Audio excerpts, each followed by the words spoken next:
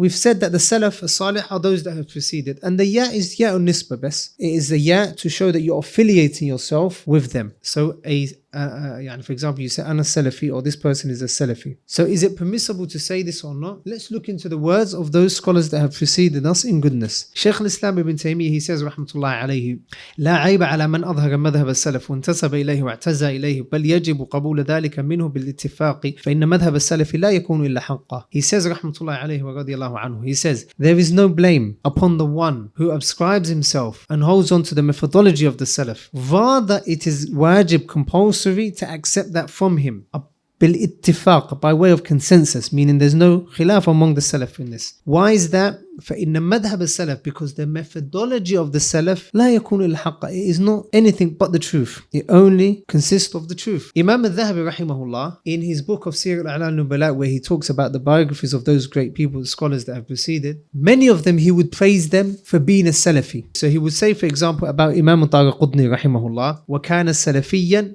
مجانبا لعلم الكلام. He was a Salafi who used to stay away from those philosophy and the rhetoric and so on. Those people that are from the people of Kalam, that rely upon their intellect, that rely upon philosophy and logic to give or to have their belief. He also says, rahimahullah, فَالَّذِي يَحْتَاجُ إِلَيْهِ الْحَافِظ, that which the Hafid, the Imam, the one that is upon the Sunnah, that has memorized the Hadith of the Prophet ﷺ, that which he needs is أن يكون نقيا ذكيا سلفيا. He has to be a taqi, a God-fearing person. He has to be an intelligent person, and he has to be a Salafi. So there's no harm if a person says, I'm a Salafi. Again, this doesn't mean don't go to two extremes. You can't start to now take a microphone and go to everyone and say, what are you, Salafi or not? Are you Salafi or not? Okay? But you can't go to the other extreme and say that let's just say we're Muslims, Allah named us Muslims, and say we're upon the Quran and the Sunnah, but don't say Salafi because people are going to think you're a group and so on and so forth. It doesn't matter what people think. The reality of